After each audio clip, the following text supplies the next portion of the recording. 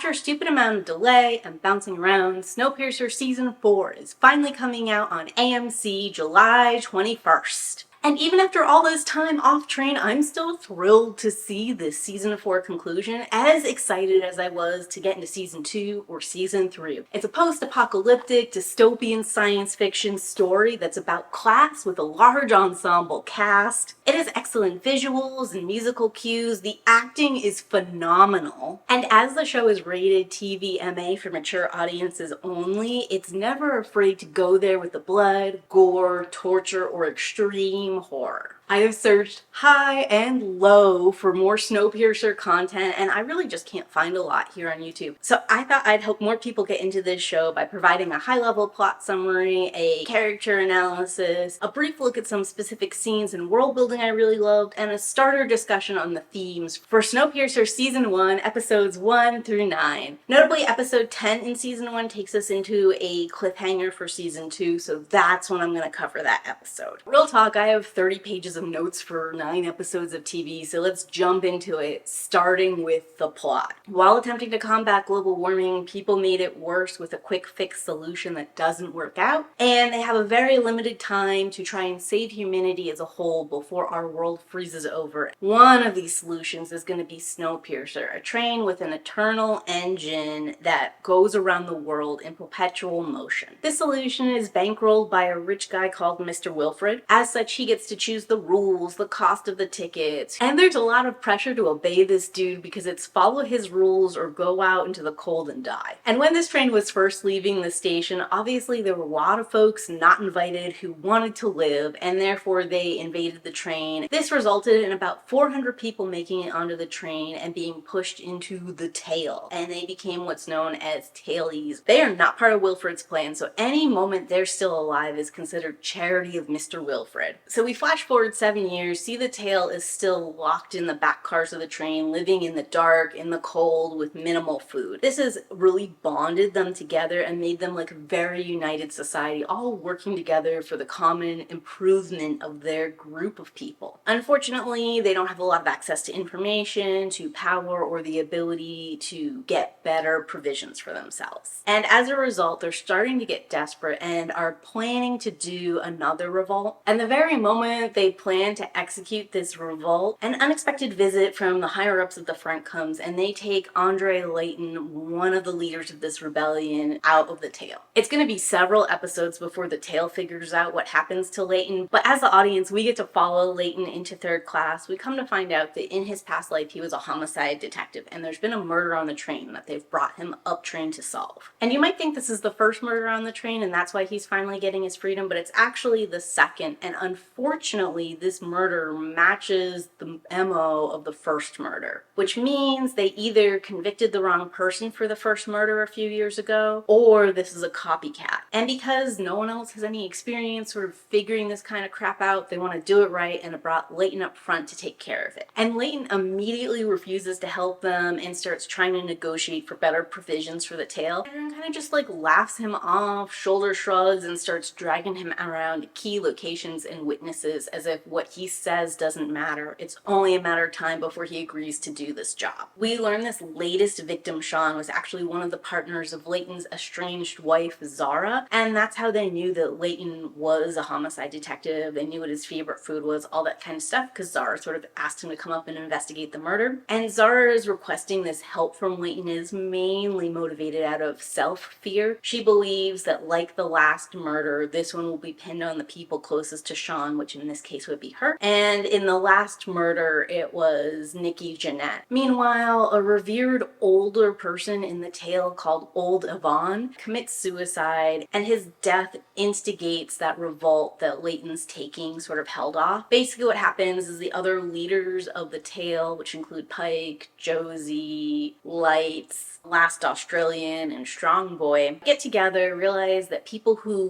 leave the tale never come back, and if things are getting so desperate that people like Old Yvonne are committing suicide instead of holding on, they really need to make change now. And this revolt doesn't go well. The tale does manage to take a single brakeman hostage, and they manage to get one car further than they were before, but to do that, they lost 40 lives. And it looks like there's going to be a mass tail extinction event when Leighton hears word that there's been a rebellion and manages to convince management to let him go negotiate. When Leighton goes in, Pike and the other leaders are understandably skeptical, but because there's been this much bloodshed with this little progress, they realize their way won't work, destined to die whether they choose to trust Leighton or not. So taking this risk that might result in their survival as well as the survival for everyone else in the tail seems like the better option. They're all really freaked out, but they agree to back down. Leighton goes to the authorities on the train. He says that he'll solve this murder mystery for them if they take pity on the train, put the leaders of the revolt into the drawers, which is a form of suspended animation, and leave the rest of the tail in peace. They negotiate these terms a little bit. They're going to draw the leaders of the rebellion and take one significant arm to sort of like keep the people in the tail cowed. We close this pilot episode following Melanie, who we assume is head of hospitality and voice of the train, but we learn that she's actually an engineer and she's posing as Wilfred, as for whatever reasons that man didn't make it on the train. Moving into episode 2, Prepare to Brace, the fallout for this taily revolt happens. In it, we meet an actual hospitality worker, Ruth. She plans to take a child, Winnie's arm, as a symbolic gesture, and her mother, Susanna, intervenes. In which case, Susanna loses her arm and Winnie gets off scot-free. We also get to learn the train isn't running as seamlessly as everyone in the tail first thought. There's actually a lot of parts breaking down, and there's considerations to be made about what to do so the train can keep going forward and they can maintain a base level of comfort for passengers. Today, Melanie is asked whether she can reduce speed by 12% and do roving blackouts for first and second class to compensate, or if she maintains speed and threatens the safety of all the passengers. She chooses to maintain speed and just sort of puts an announcement out that people should brace for rough track. She's way too concerned about what first class will do if they lose power for any kind of time. This was the wrong choice, however, and it leads to a mass extinction event of all of the cattle on the train. And this sort of gives us a better look at how interconnected all the systems are, because at first you think, oh, big deal, they just lost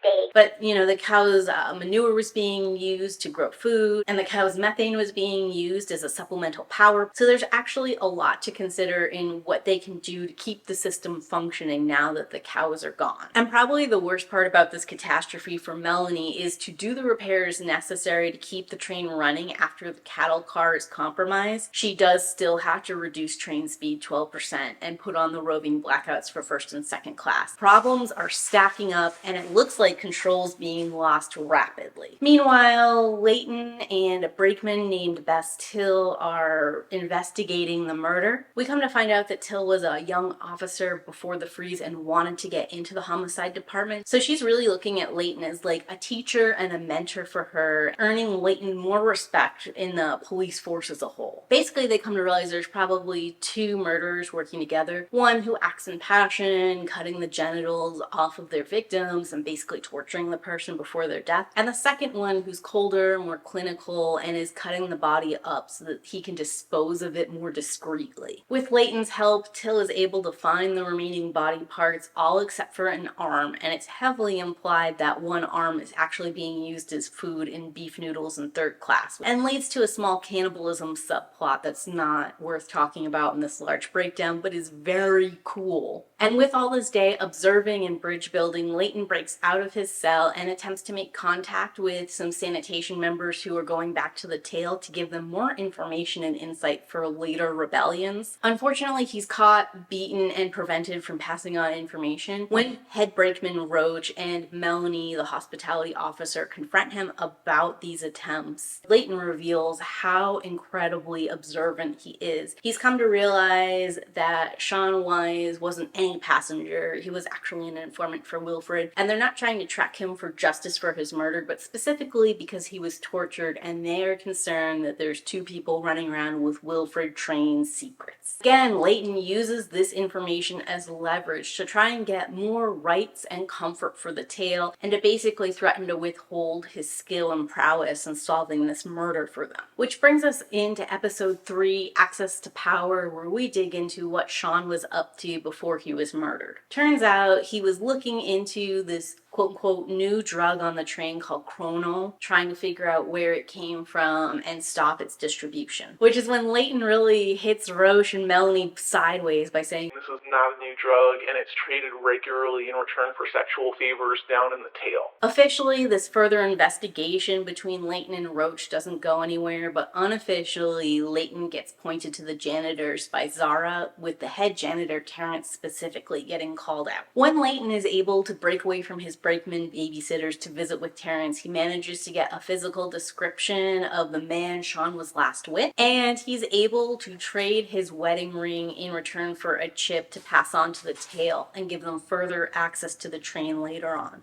Leighton is able to bargain this physical description he got from Terrence with Melanie to get a meeting between him and Josie where he's able to pass the chip on. Unfortunately, the subplot of this episode is where everything gets a wrench thrown in it. Apparently, first class is really a problem, so Melanie and Ruth go ahead and push up fight night, which is a night that two third-class partners fight to get a ticket into second class, hoping it will be a big distraction, which I guess technically is successful. Unfortunately, during this time, the one girl, Nikki Jeanette, who they revived from the drawers and who they originally convicted of murder several years ago, wanders out unattended into the fight night scene and causes mass rioting. During this time, the passenger in first class who's responsible for the murders recognizes Nikki and realizes that they have to kill her. So he slips away. Because of the riot, all the third class cars go into lockdown and everyone in first and second is separated from them at the border, which locks in the murderer in third class, but unfortunately leads to Nikki Jeanette's murder at the end of this episode. Rolling us into episode 4, Without Their Maker, which is when Leighton, the brakeman, and Melanie all discover that Nikki Jeanette is dead, that the murderer must be trapped in third, and that Melanie choosing selfishly to wait a night before looking for this first class killer is what led to Nikki's death. As he's on the run, taking hostages, they have to kill him rather than capture him alive. While this is going on, Leighton and Melanie are in the Folgers first class car as this man is their bodyguard. Melanie is able to separate the adults from their daughter, LJ, and Leighton's able to basically learn that LJ was actually the second partner in these crimes, mutilating the people and torturing them and probably instigating the murders from the start. We close this episode with LJ getting surprise arrested and going to face trial for her part in these murders, and Melanie and Leighton are meeting, supposedly celebrating this win, when Melanie drugs Leighton and puts him in the drawers, and she's pretty sure he's realized that she's the one running the show and there's no Wilfred, which is something she can't risk getting out. Rolling us into episode 5, Justice Never Boarded, we learn that LJ's trial is going to be heard by a tribunal of ticketed passengers only, which means first and second class is going to judge her for the murder of 2 third class members and her culpability in Nikki's death, which automatically seems unjust, right? Because the group of people who actually suffered the most isn't represented in the judgment, which leads into one of the central conflicts of the plot. Audrey, who leads the night car and lives in third class and was good friends with Nikki Jeanette, is actually petitioning for third class to have a seat on the tribunal and for there to be a section for third class people to witness the trial as a whole. Melanie kind of goes down to her and begs her not to create these problems, and Audrey more or less says, "You used to be kind, you used to have compassion, and now you're just like them. We touch all of the systems in the train and we will be heard." And this kind of does make Melanie think, and she eventually does make room for third class to be included in the trial, which is a first ever and really upsets first class, and starts them spinning off in like a potential rebellion overthrowing Melanie moment. Meanwhile, in the tail, they've realized that Leighton's gone missing on the train. Josie goes out to see if she can figure out where he's at and save him if he's run into trouble. The trial itself is an incredible spectacle, and during that busy trial, that's when Josie is able to find Leighton in the drawers and get him to Zara, who's going to nurse him to health. All 3 of the tribunal unanimously vote LJ guilty, and she's supposed to go in the drawers, which is when a message from Wilfred comes down where he commutes her sentence. This obviously creates a little bit of a stir, third class representation, because they thought they were about to see justice, and now someone higher up has agreed to pardon them. But it also stymies first class's plans to rebel against Melanie. It leaves everything in a very anxious and unsettled place, though, as we move into episode 6. Trouble Comes Sideways. So third class is threatening a strike. And if third class goes through with it, they are effectively going to shut the train down and potentially put a lot of lives at risk. So Melanie comes down and threatens them, saying that anyone who strikes, she's going to pick a random 10 people and put them back in the tail and bring 10 tail members up to take over their job. This does not settle things the way I think she expected it to, and it looks like a whole crazy riot is going to break out. At this time, an emergency makes the train go crazy, and Melanie kind of gets called away. It's a convoluted back and forth. The train almost derails. Melanie saves the day, and in her saving the day, when they came so close to death, faith in Wilfred is restored, and this has effectively stopped the riot and any desire for third class to riot because they're just so grateful or relieved or whatever. The side plot in this episode is that Leighton is recovering from his time in the drawers. He wakes up, tells Josie that Melanie is the one running the train, attempts to kill Melanie, but unfortunately he catches her at a time when she is desperately needed to save the train, and he lets her go to do that, realizing that without her the train could stop and they would all die. Which rolls us into the next episode, The Universe is Indifferent. Now, Melanie knows that Leighton is running around the train with her secret and intending to kill her, so she is desperate to find him fast, and she executes several strategies to make this happen. She takes Leighton's adopted son, who she'd moved into the apprentice program, speeds that up to make him an engineer, because she thinks that will lead Leighton out of hiding to try and make contact with him before he goes into the engineering isolation. She threatens Terrence, the janitor, with all the knowledge about his drug stuff, and basically says that she will take his fingers one by one if she doesn't tell him where Leighton is. Even though Terrence doesn't know this information right now, he promises that eventually, if Leighton is running around the train, he's gonna have to come to him and he will tell Melanie. So then Melanie goes to Zara, Leighton's estranged wife, and at first Zara resists giving any information out about Leighton, but then Melanie threatens her new pregnancy of Leighton's and Zara's child, and with that she goes down to the tail with Melanie to identify Josie as the person who took Leighton from the drawers and would know where he is now.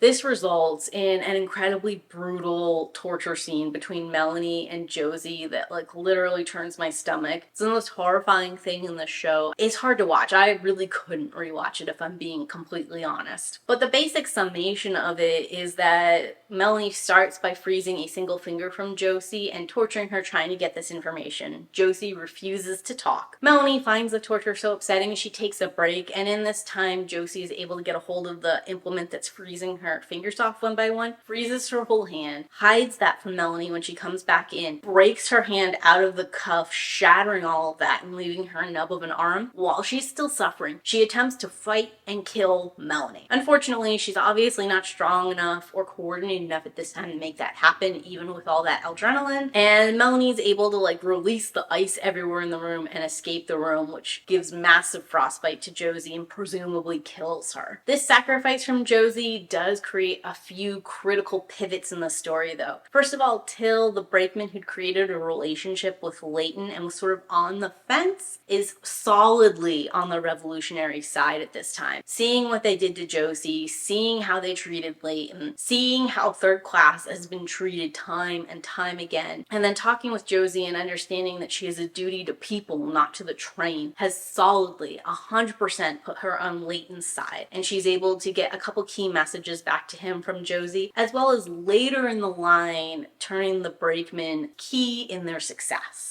Also, Melanie being so obsessed with finding Leighton and being too preoccupied to hear anything else means she doesn't hear any early warnings about a continued revolt in First and an attempt to kill her, despite the fact that her peer Ruth wants to warn her and is on her side. This is the beginning of the fracture of their relationship. All of this setting us up at the end of the episode with Leighton having successfully gathered allies in Third, putting a plan together and beginning to execute it despite or perhaps specifically because of Jodie's brutal murder. Which brings us into the next episode. These are his revolutions. Everything is falling perfectly into place for Leighton. He was able to set a seed into First Class that Wilfred's not present. They act on this information, capture Melanie, and storm engineering to see the truth for themselves. When the head jackboot up there realizes that there really isn't a Wilfred on the train, he puts First Class in lockdown and calls all the other jackboots back up to First Class to help him manage that. that, which leaves third class short in law enforcement. The only people there are the brakemen. And this gives Leighton an opportunity to easily overpower the brakemen watching the tail and to free his people. He gives an inspiring speech. He combines them from being one tail to just one train so that third class and the tail will work in tandem. And they all go to their different points so that they can storm up to the first class cabins and take over the train. They get to marching through like the marketplace of third class. They're met by the brakeman, and this is where Till is instrumental in talking to the lead brakeman, Roach, and convincing him to be neutral and to step aside so that they can see how this revolution will unfold. Roach doesn't really want to hurt his own people, and if everything Leighton is saying is true, then maybe a reckoning needs to happen. Unfortunately, at this juncture, the jackboots in the first class area realize something's not going quite right, and they start running back to third class to like prevent this revolt from happening, and several skirmishes unfold at this point. These are excellent fight scenes. They're bloody, they're graphic, and they're high stakes because we know a bunch of characters and care about them. So when we're seeing people die and being covered in blood and stuff, it really feels momentous. And then the few characters that survive through this, their acting, their sense of loss, betrayal, shock, they gave a wonderful performance, got amazing direction. High recommend there. The tailies were trying to free their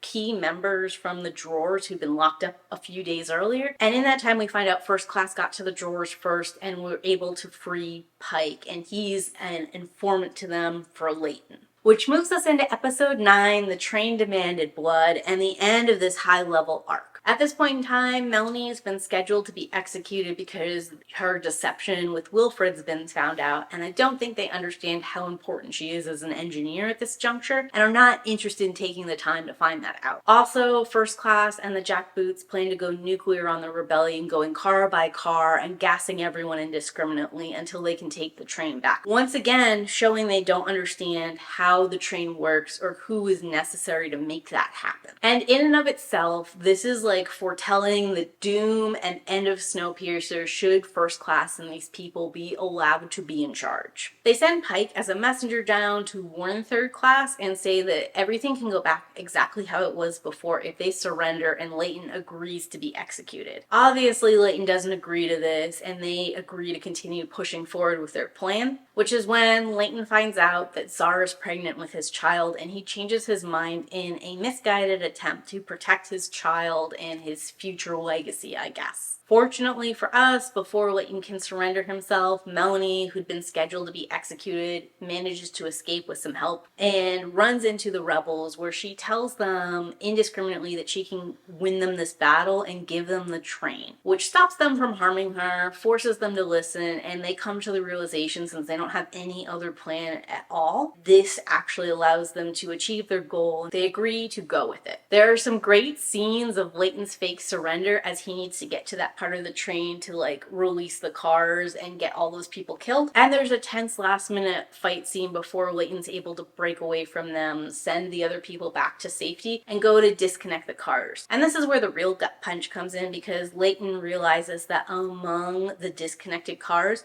rebels that he knows, convinced to fight, who have been captured by First Class, they're chained down, and unfortunately, if he releases the cars and wins the war, he will have to sacrifice these people as well, which he does. It's very sad, and he makes eye contact with the whole time. At the very conclusion, we get a Leighton and Melanie conversation where Leighton confronts her both for killing Josie and for knowing that he would have to kill all those people for the plan to succeed, and her more or less saying that she knew he had a choice to make and the choice would be his. The revolution is successful, and this is now the people's train, not just Wilfred's train. So with that, let's talk about a couple of the characters broken down by class. Starting at First Class, these are ticketed passengers. Technically, in some way, shape, or form, they funded the building of the train and the track. So they've quote-unquote saved humanity along with Wilfred by their investment. They're basically living like they're on a luxury cruise line, and they have bought the top-end package. In episode 4, when Leighton goes up train to investigate all the rooms of First Class and see if he can find evidence of the killer, he does insist that Ruth wake up all the First Class passengers and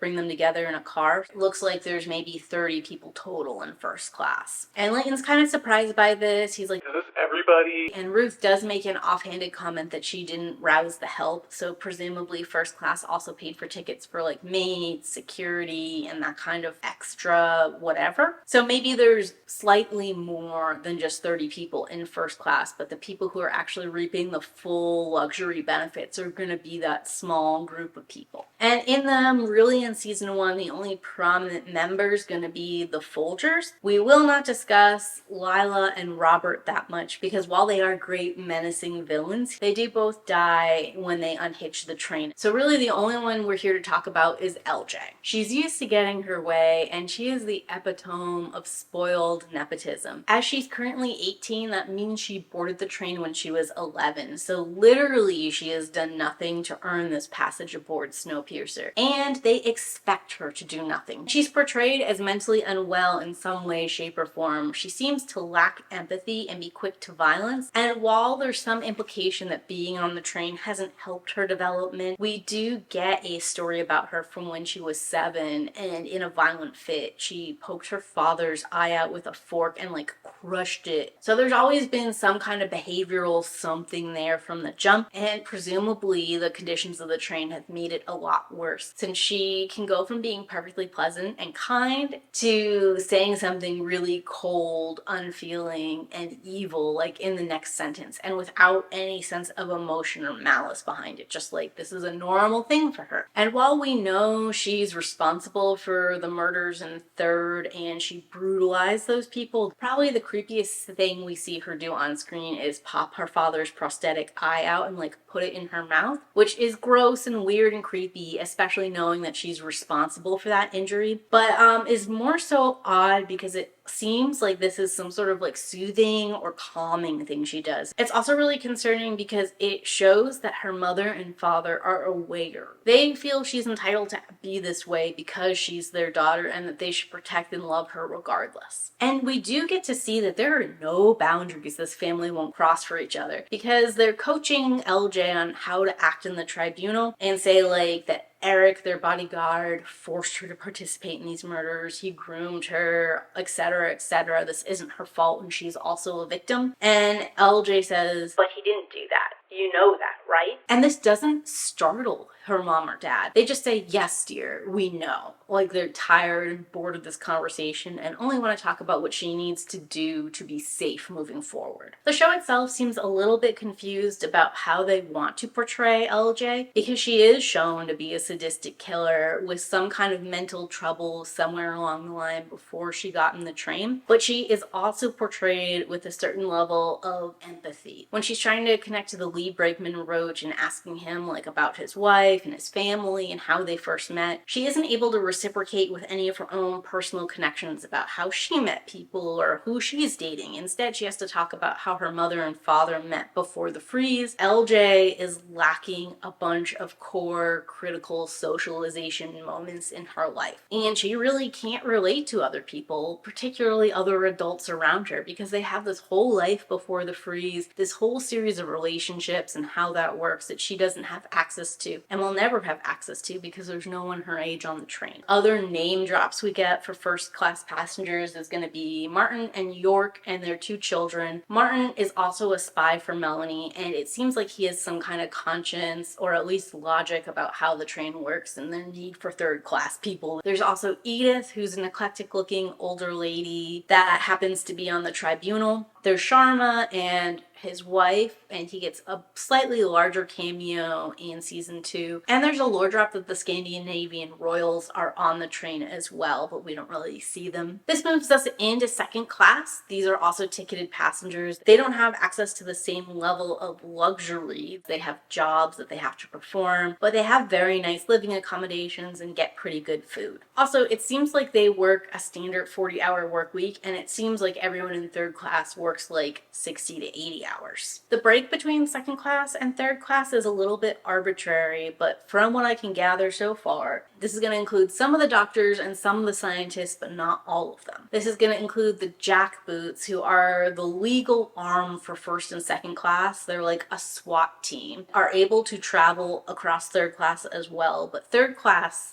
police officers cannot travel up train, hospitality and engineering, and teachers. Of these people, we're introduced to Jinju, who seems to be the lead agricultural officer and also run the sushi bar. She is in a relationship with a third-class passenger, Bess Till, and we won't get too far into characterizing her because she's not very important in later seasons, but she plays a couple critical roles in this season. Melanie's friend as someone who knew the Wilfred secret, and as someone with extra access and ability to get across class borders. Of the jackboots, the only one we get to know at all is Nolan. He ends up having like a romantic relationship and alliance with Ruth, which is really the only reason he's important, as he and all the other jackboots die in the rebellion. And then moving into hospitality, this is gonna currently include Melanie, Tristan, and Ruth. Tristan is just briefly seen, and he gets another couple cameos in season 2, so we're just mentioning him here as existing. And then let's talk about Ruth. Ruth is the one person doing the bulk of the hospitality work, as Melanie uses her position in hospitality as cover to go from place to place more than she does actually seeing to things. She's incredibly loyal to Wilfred and the concept of order. She thinks literally nothing at all of removing a 5-year-old's arm for her quote-unquote part in the rebellion. The only redeeming fact here is when the mother Susanna comes forward to take culpability, Ruth accepts this and lets her take her daughter's place in punishment. And later that same day, when Ruth goes in to announce the apprenticeship program to the tale, she smiles and waves at the same little girl whose arm she almost took hours earlier, which sort of shows to me an extreme disconnect between her actions and how she sees herself and how she thinks other people view her as well. She seems to support Wilfred unquestioningly, and is definitely more than comfortable executing a bunch of horrific orders in his name to maintain order and to follow his will. But when Wilfred starts shifting into like a more compassionate, more even-handed guy by letting third class have a vote in the tribunal and by considering actually punishing LJ for her part in murdering people, that's when Ruth starts to push back. Suddenly, she's not so happy to stop and enact his will. And she really displays a strong fear for her place and her privilege in the whole class structure. Although it doesn't feel like she understands that's what she is saying, talking more about how Wilfred can't just change the rules on a whim and how they have order, not will. But it goes a long way into us exploring the mindset that makes you totally okay doing terrible things and not okay when more justice and humanity is involved in those orders, regardless of whether or not there's been a change in power or leadership. Still, for all of her discomfort and unhappiness, when she's given the chance to mutiny against Melanie and to raise her own status in hospitality, she sticks to law and order. She goes to warn Melanie. It's Melanie who disregards her. And even after Melanie's been cruel to her and kind of called her silly and frivolous, when she's called back into those mutiny meetings, she still tries to resist. The only thing that gets her to turn against Melanie and quote-unquote Wilfred is the idea that Wilfred isn't real and Melanie's been running the train in secret. Once Ruth is displaced, thinking everything she believed in and fought for was a lie, it is easy for Nolan to swoop in and wrap her up in his own new vision of the train. One that focuses on order, something we see Ruth values, and one that will bring them back to their original harsher values that Wilfred originally envisioned for his train. Moving into the engineers, all of these people are isolated at the front of the train, trying to keep the train running. It's going to include Melanie, Javi, and Ben. At this point in time, we don't have a lot about Ben at all, except that he's Melanie's boyfriend.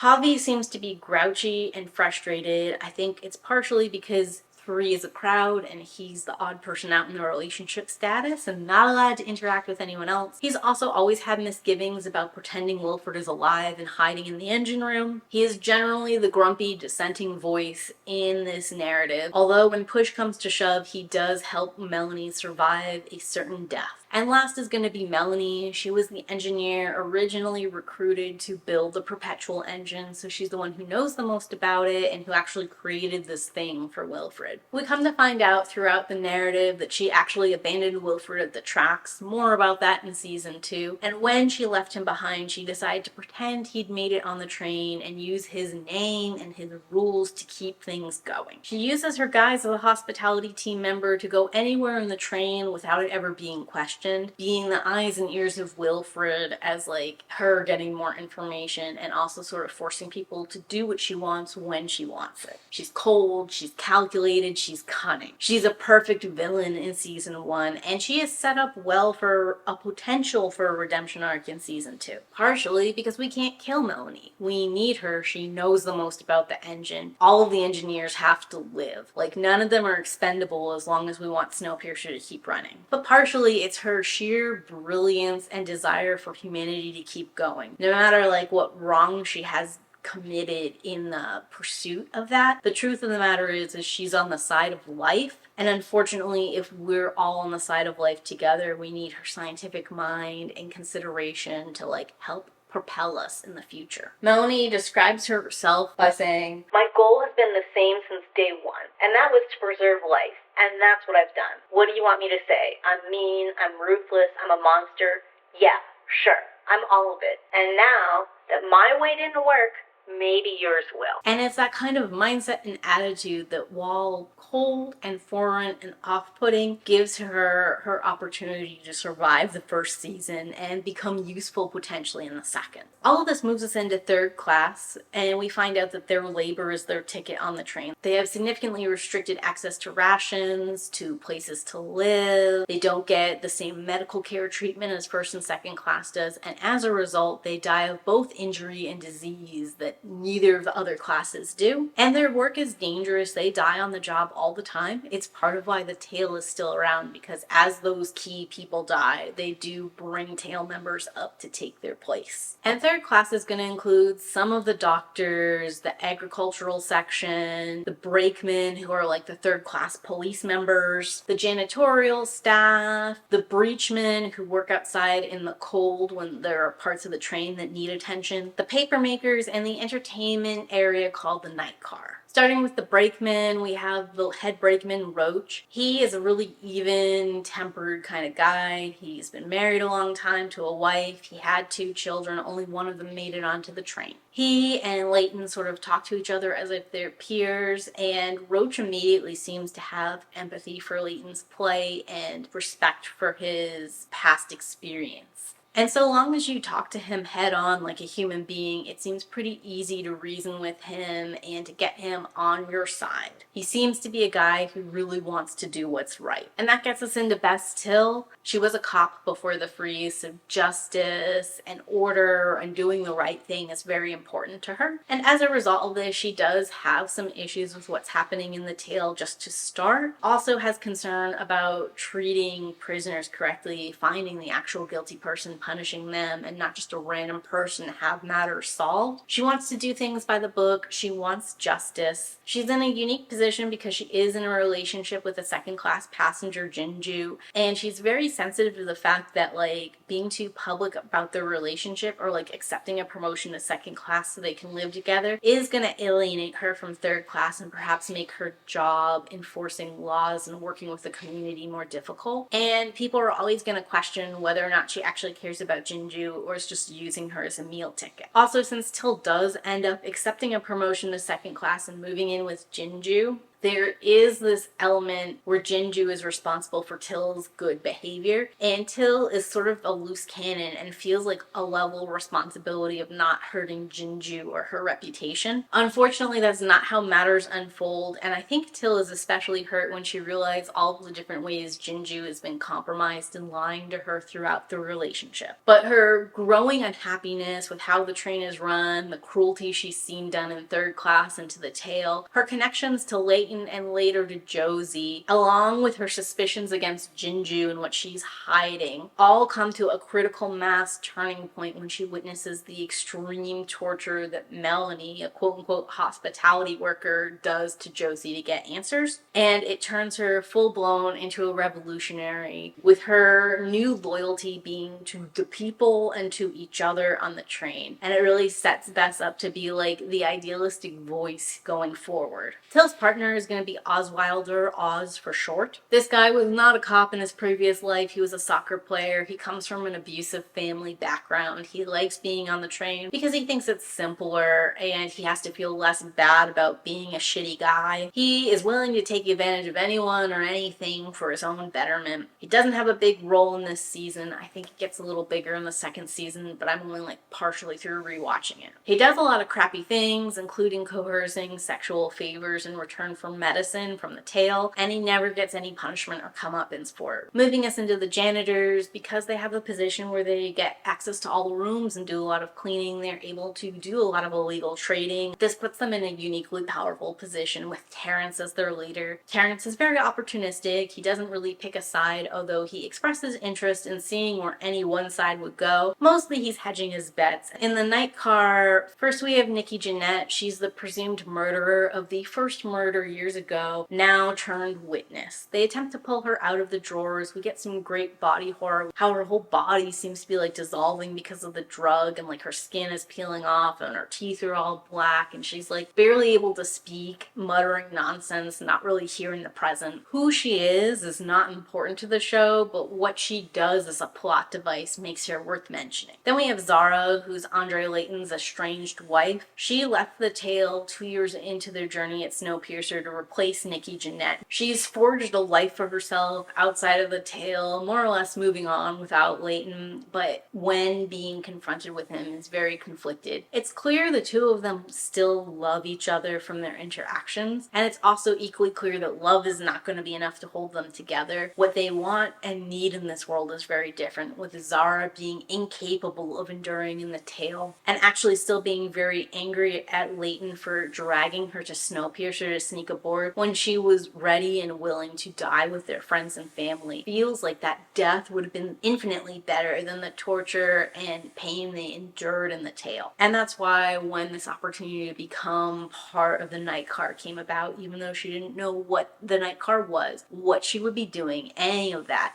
she seized on any way out and left Andre to his own fate. And for Zara, it's very clear that there are a lot of fates worse than death, and many of them are available to her on Snowpiercer, which makes her a very unreliable character, willing to do bad things for her own sake and not willing to stick it out when other people's lives are on the line either. She's understandable, she's empathetic, but she just isn't willing to tough it out for ideals or to tough it out even for other people she loves. That moves us into Audrey, who's the leader of the night car. She's the one who transformed Wilfred's idea of like a brothel into a high-end bar, cabaret, and place where people could go to grieve. And she created like this almost mystical experience in the night car that kind of lets people go back to like core memories or moments in their life and have cathartic release for its loss. As someone who is so close to Wilfred, she obviously suspects something, but she never pushes it between her and Melanie. That is, until she's at this crucial breaking point, realizing how poorly Third's being treated, how little their lives and deaths matter, and she sees this as an opportunity for them to get more recognition and better conditions overall. Audrey is really for a peaceful protest, a gentle, gradual change, and it does take some convincing for Layton to push her into violent revolt, but she does ultimately see that's the only way forward and helps connect him to the right heads of staff and put him in the right place at the right time for the revolt to work. For doctors, there's Dr. Clint,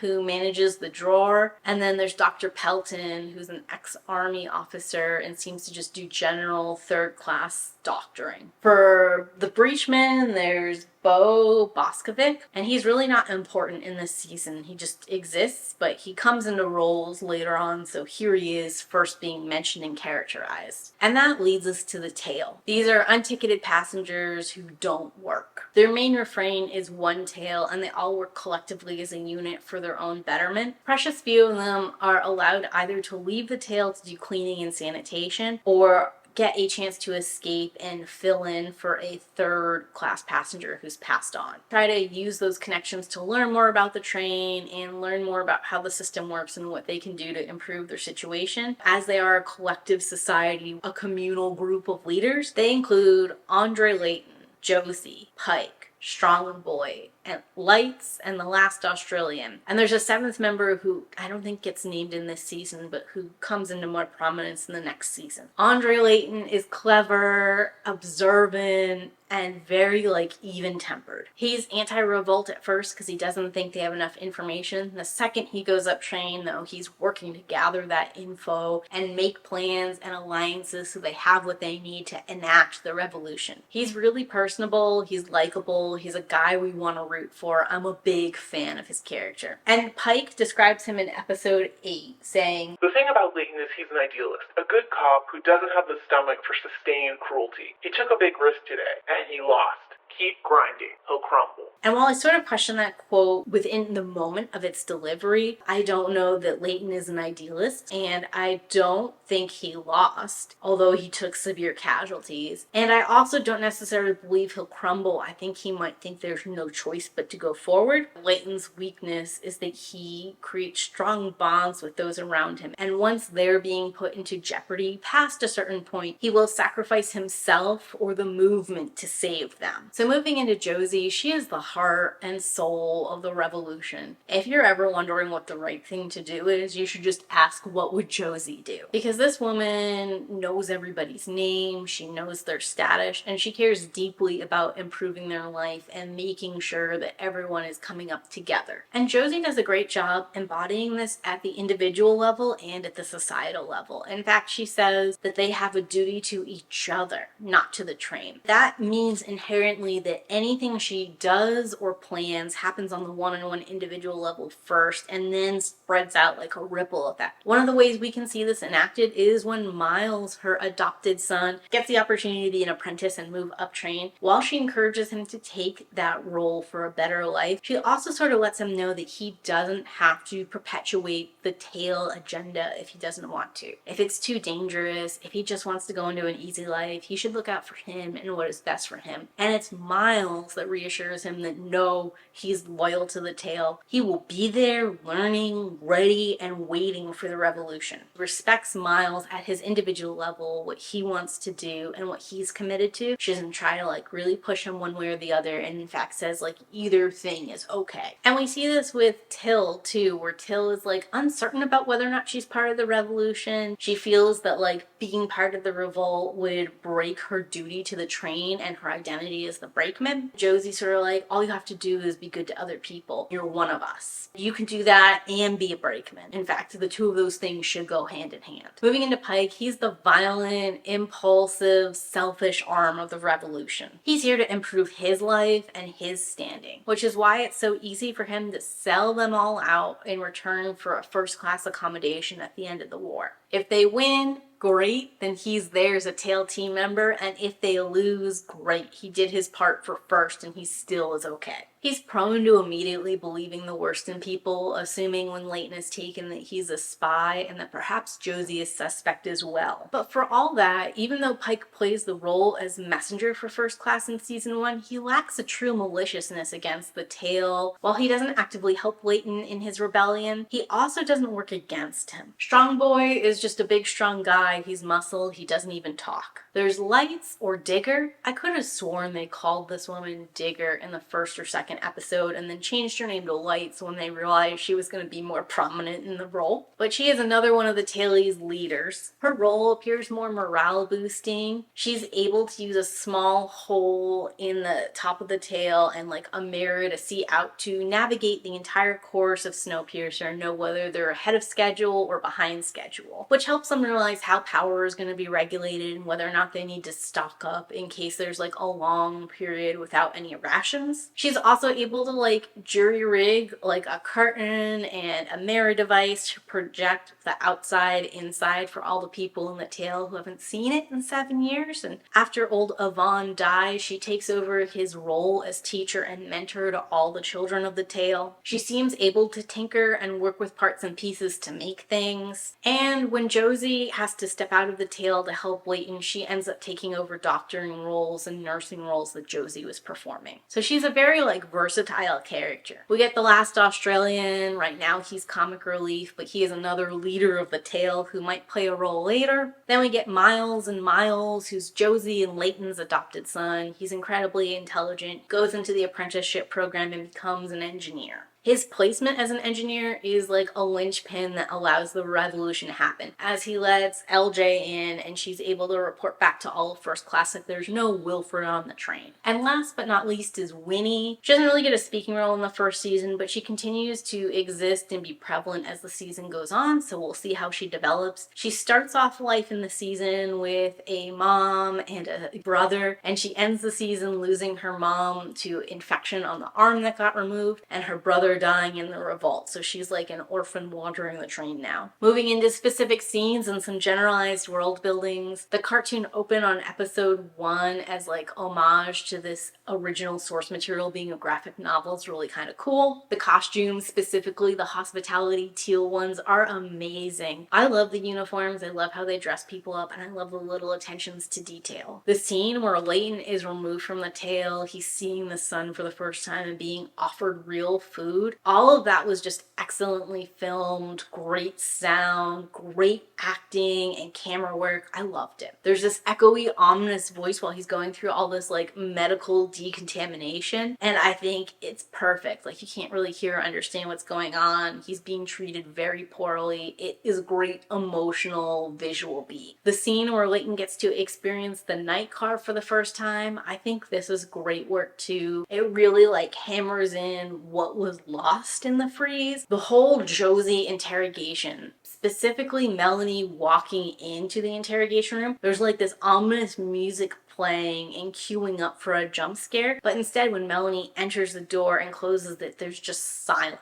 I think that's more tense, more terrifying than anything else leading into that torture scene. Throughout the show, there's various scenes of Layton and other characters' faces covered in blood from the violence they've just witnessed or endured, or the violence they've perpetuated onto others, and I love it. Their resolve, their reactions, their shock, their horror, it's all great. It all looks really good and has good impact. Moving into world building, it's huge here in Snowpiercer. They just jump right in with practically a new vocabulary for a lot of things, and you kind of just have to pick it up by context clues and all that kind of stuff, and I loved it. Even writing this script and rewatching for it, I was remaking notes and readjusting things as I went down and learned more about the world. I just think it's immersive, it's fun, and it's fully fleshed out in a way that makes me believe it's real. The train doesn't look as good in the TV show as it does in the movie, but I still think the sets look great. I think they did a great job making the train feel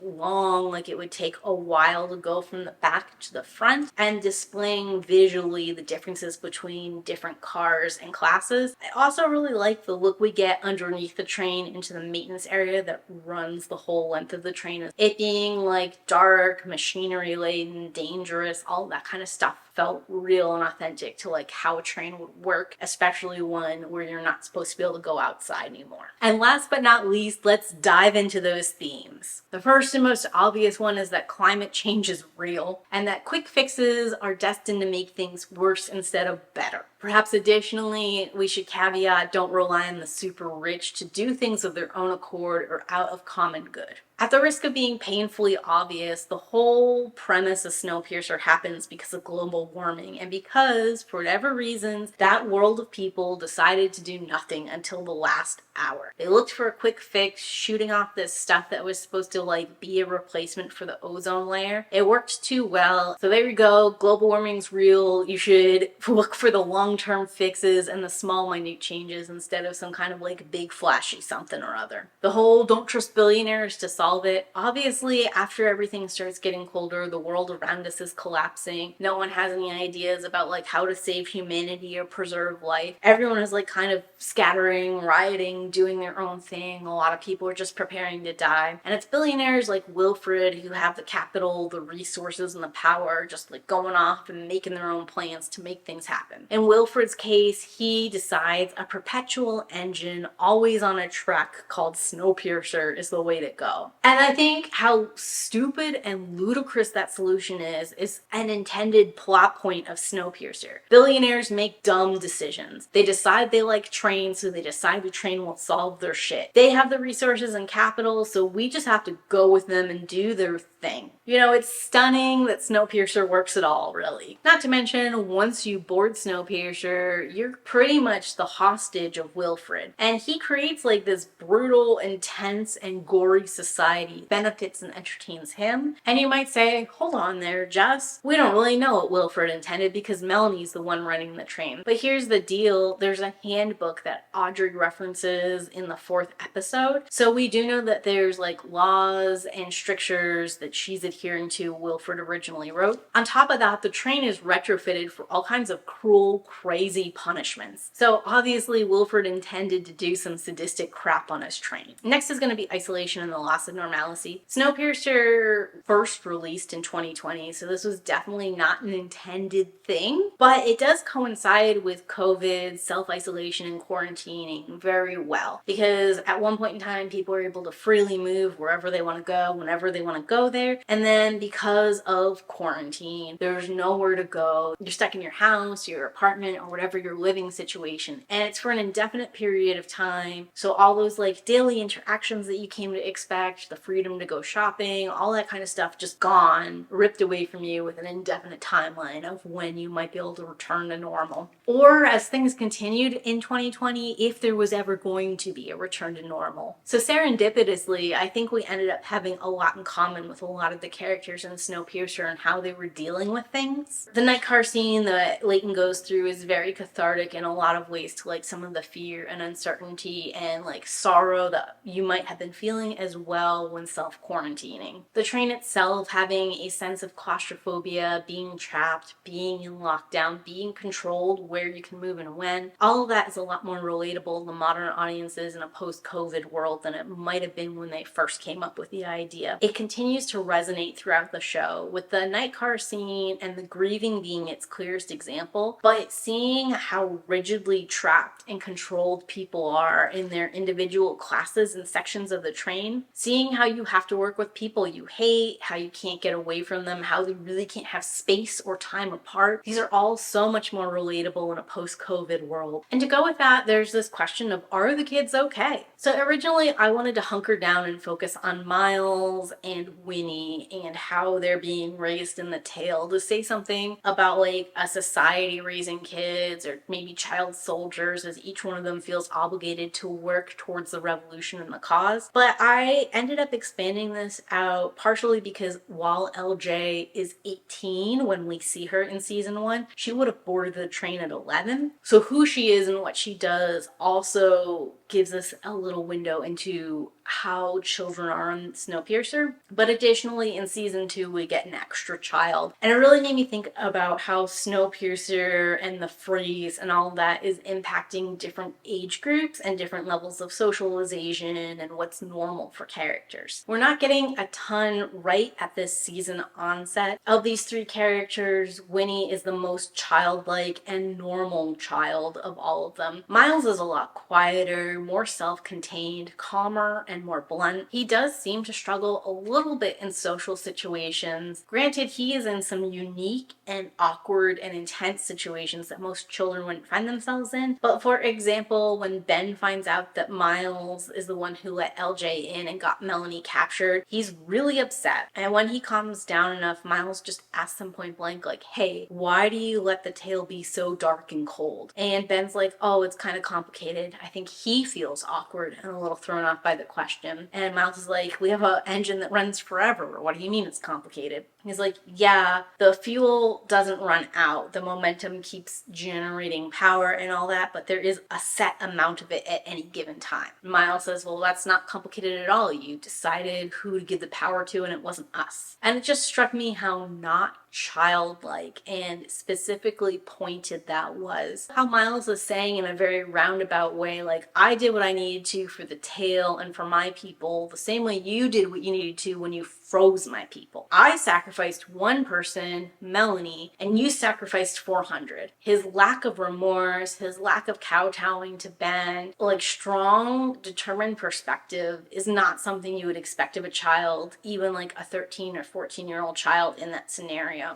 And it's displaying something. And likewise, LJ is a very unusual child too. I know that we get that anecdote about who she was when she was 7 that implicates some kind of behavioral abnormal issue with her as a child. But the truth of the matter is she boards Snowpiercer at 11. And there are no other children that we see in her age and class category, which means she's completely alone on Snowpiercer for 7 years with her mom and dad. And some of the behavior we see from LJ, being unable to connect with other people, saying things that are inappropriate at inappropriate times in like a casual sort of funny voice. This is the kind of thing you expect from people who missed core socialization moments, who don't have friends, relationships, whose day-to-day routines and interactions were severed at a young age and no new normal was ever put in place for them. And the reason like looking at these kids kind of interests me in this way is because there are some studies coming out about how children handled lockdown during COVID and how they handled having to study at home instead of go to school day to day, and what kind of impact that has on them, their socialization, their personality, and how they're going to move throughout the world going forward. And since this is like a whole generation of children who are going to grow up and run the world, it's worth looking at and talking about how that might impact things, why it came about, and possibly what we can do to bridge that gap. Of course, we have to look at the class system set up in Snowpiercer. A quote that's recycled a few times in season 1 is that resistance is never futile, but Wilfred's train is a fortress to class. This is literally true, as the train starts with first class, has second, third, and the tail. And there's control lock points that keep anyone from ever crossing to a place they don't belong. And it also examines the implications of like severely limited resources. You know, in our world, we have a surplus of food that we burn. We have homes that are empty because corporations have bought them up and haven't lent them out to anyone yet. It would be easy for us to redistribute those things so that everyone was fed and housed if that was what we decided we valued. But in Snowpiercer, technically all resources are being utilized. The distribution is kind of messed up. You would have to take those resources from one person to give them to another. And that does create a central conflict if the person you're taking those resources from doesn't want to or feels that they're entitled to those resources regardless of other people's suffering. You know, we don't see a ton of first class. We don't know the exact way the train works. So I guess there is a possibility that they really can't redistribute things. But I don't think that's the case. I do question like the ethics, the morals of first class, whether they're so separated they don't really understand the magnitude of injustice and horror, or whether they just don't care as long as they're getting what they want. And again, Snowpiercer never actually answers the question of how you would redistribute things, of what a more just system would look like. It just asks us these questions like, are we okay with this? And how far are you willing to go to change it if you're not? In Prepare to Brace, Josie has some revolutionary words in the intro where she says, "They can starve us. They can take our leaders, our arms, our children. They're trying to take our dignity, but any survivor will tell you that they check their dignity at death's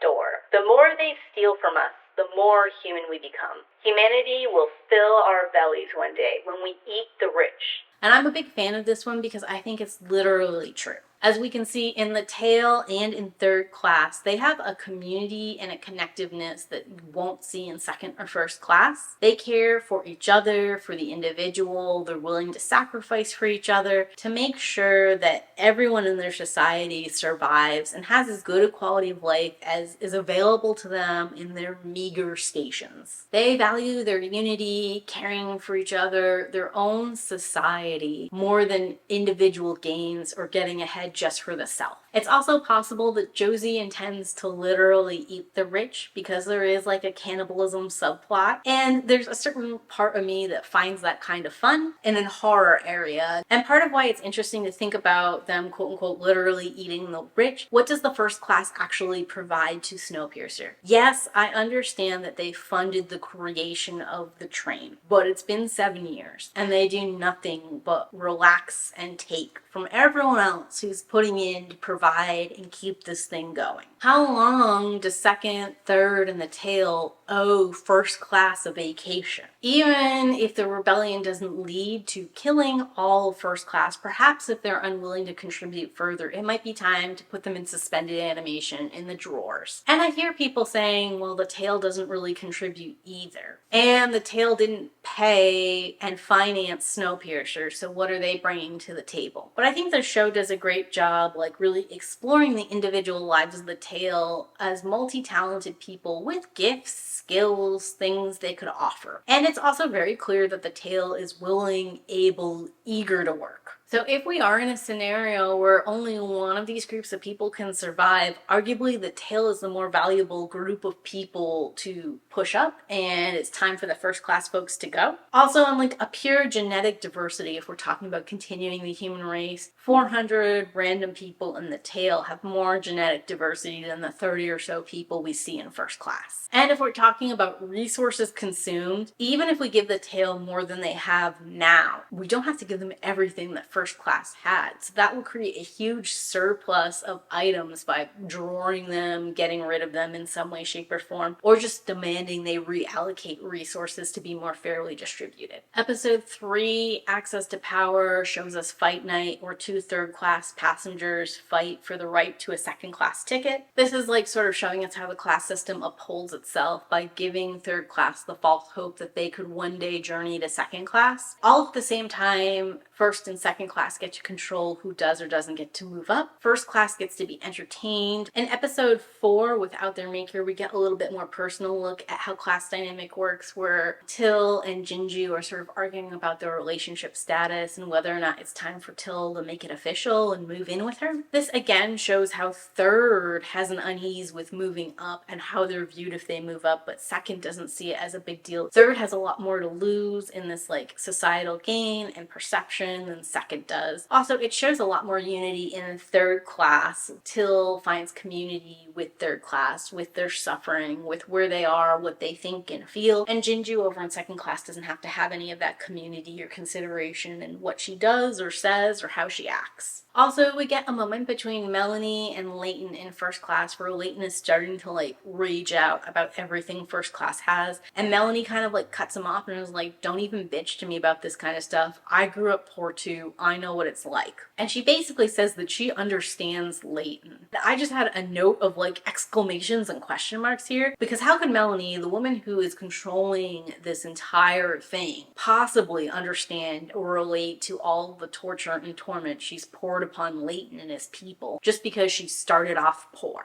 And to me, this was like sort of emblematic of how one individual elevating themselves from like a lower class to a higher class does not in any way, shape, or form break the class system. It sort of reinforces it. And in fact, perhaps to elevate your status means that you have to participate in putting down all the people you were once comrades for. And you have to accept that cruelty built into the system, even embrace it and continue to perpetuate it. Which sort of says like that there can be no change from the inside. A revolution is necessary. And I have a couple other notes, like perhaps Melanie thinks she has more rights to ask these sacrifices of the lower class because she was once one of them. Perhaps she believes she endured and she escaped it, so anyone else truly worthy could do the same. Perhaps it never even occurred to her that when she rose in the ranks, she could enact change. Perhaps she just believes this is the only way for things to be. She can't harken back to a former status to say that she knows how it feels or what's going on. Episode 5, Justice Never Boarded, gives us a ton of fun little interactions between class, starting with how LJ is treated in prison.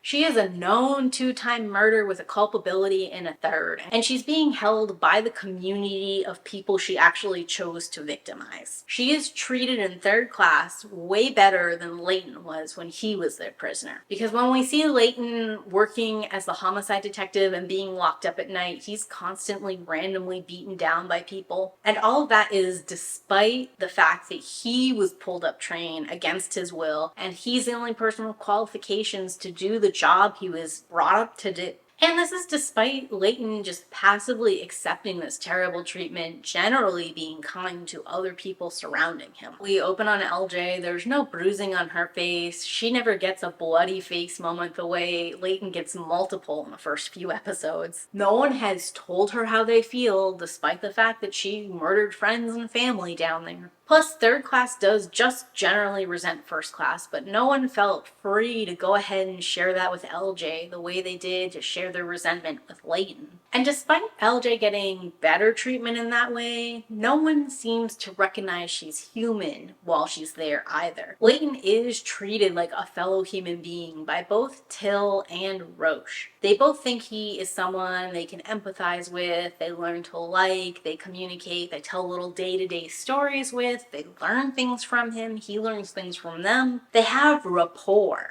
And they're willing to develop that rapport with him despite the fact he's a Tilly, despite the fact he openly says he's going to work against them and he's going to try and get stuff for the tail. Meanwhile, LJ is trying the same humanizing tactics with Roach, and Roach refuses to engage at all. The fact that the tribunal was originally only made up of ticketed passengers, and none of these ticketed passengers are representative of the community that was harmed, but are representative of the criminal, is deeply unethical and problematic. I think it's very interesting that when Melanie's confronted by Audrey looking for representation, she says the night car is like Switzerland. Pretty sure if a crime was committed in Switzerland against Swiss people, even if the person who committed the crime went to another country, Switzerland would demand extradition for them and try them in their own country. The analogy doesn't work. It's fatally flawed. And it's very interesting to me that Melanie doesn't see the issue with the justice or with her analogy to try and get Audrey to back off. Redrawing the tribunal should be a no-brainer. There's way more third class than there is first or second, and without third class there's no working train, so you would want to provide them a certain level of equality and justice to keep them happy. I do think how Melanie is so afraid of first class when there's such a small group of people who don't provide anything, who arguably we can all put in the drawer or jail without issue, and probably make second, third, and the tail all happier and better off if we did that. It does tell us something about how first class and second class interact. Because second class are the people who are like touching on first class and have the most ability to enact change, yet they are least community driven, they're least connected, they're all feeling and thinking separate things, and first class really has like a death grip on them. The potential that first could turn against them scares them more, and in a way that is illogical given their current situation. We do see that like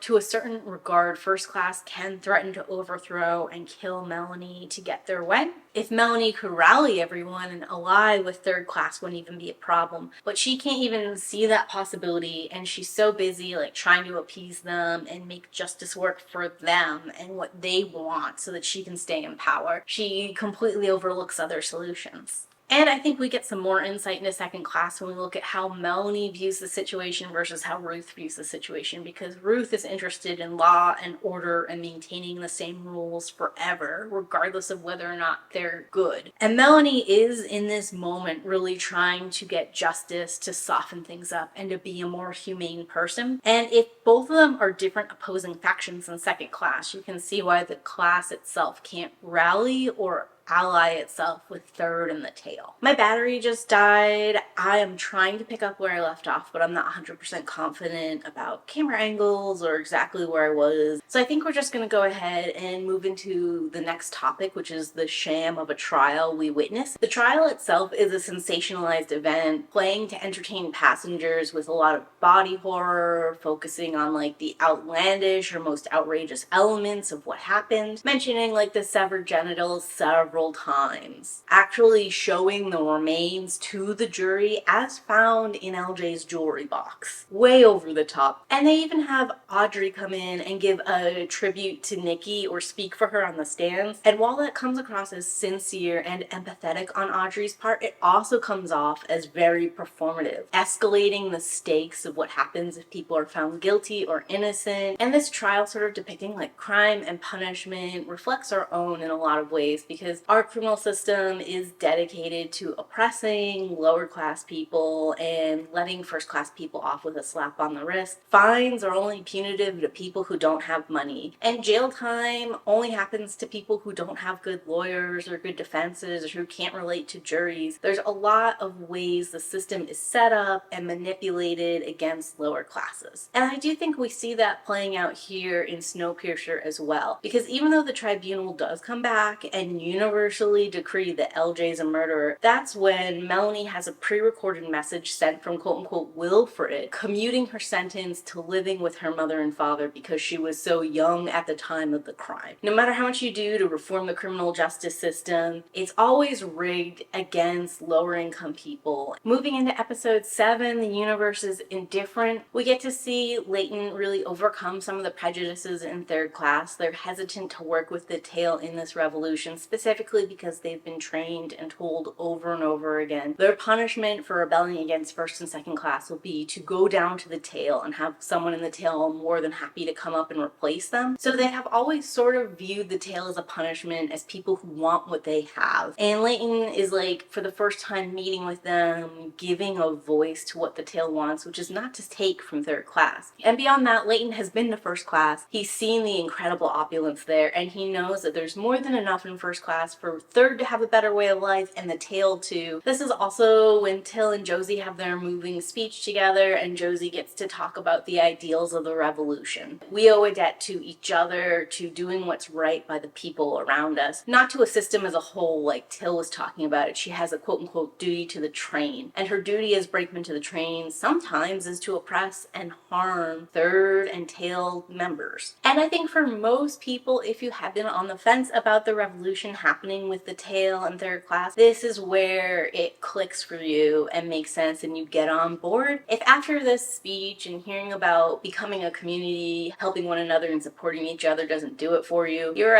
not on the side of the revolution. Moving into episode 8, when we finally get to see the revolution happen, Layton gives a moving speech to the Tail when he goes to free them so they can march up and take over the train. Instead of the refrain "one Tail," he changes it to "one train" to kind of marry third and Tail classes together in a unified front. And this is part of like the ongoing reinforcement of like our goals are the same, what we want is the same, and we should support and help each other. And this is something we're going to continue to see explored in season 2, as the Tail is more than happy to like unify with most of third class. A lot of them still have issues with the brakemen specifically because they have been oppressing, hurting, and taking advantage of the Tail the whole time they've been trapped. And likewise in third class, although they put aside their fears for the moment to rise up in this revolt, the longer time goes by without democracy being enacted, without some kind of redistribution happening, the more uncomfortable they're going to be with these extra 400 people hanging out with no specific job and no like specific place to go anymore. We can unify in the moment, but after the revolution, if we don't have an action plan in place or we don't immediately start making changes, we're going to see this breakdown again. And lastly, in episode 9, the train demanded blood. When Melanie starts going on this conversation about how she intended to do a better job leading the train than Wilfred ever did, to be kinder and gentler and more just, but then the train demanded blood, and the only way she could see to keep it running was to feed it to her. Part of me wants to really push back and basically insult Melanie, make fun of her, and say like she's making excuses for herself. But if you take a step back from like your outrage and you're just sort of analyzing what she's saying and what situation she was in, there does appear to be some truth to maintaining this system requiring blood sacrifice. And that's because Snowpiercer itself was constructed and intended to be this monument to class and oppressing the lower classes while uplifting the first class. The locking mechanisms, the torture devices, the different ways to kill or punish people, the rules themselves, every element of this train has been designed with this in mind, including the mindset of all the passengers who boarded from first class to third class, and even to a certain degree the Tail. Like, they fought their way onto this train and they know that they're going to be fighting and clawing for everything they want from then until forever. So if you're going to work against the practicalities of how everything is set up and arranged, you're going to work against everybody's mindset and you're just one person, that's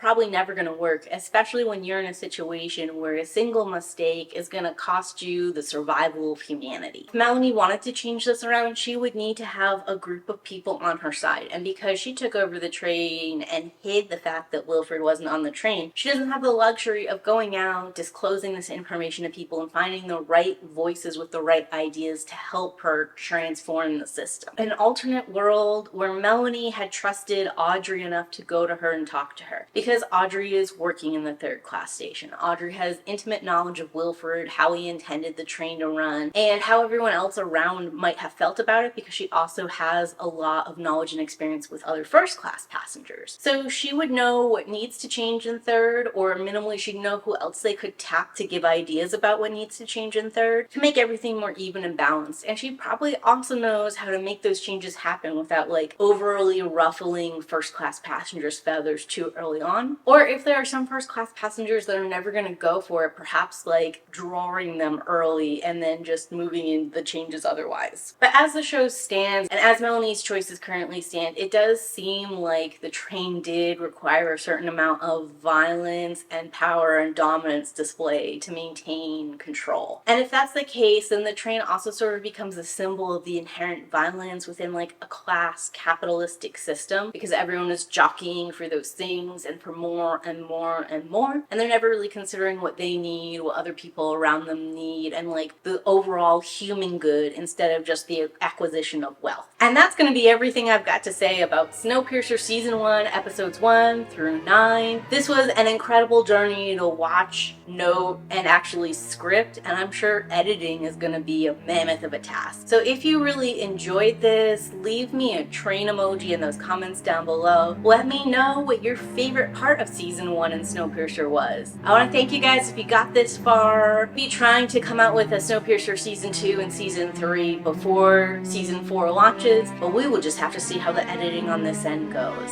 It's been a long journey with all 1,001 cars, and until then, keep reading.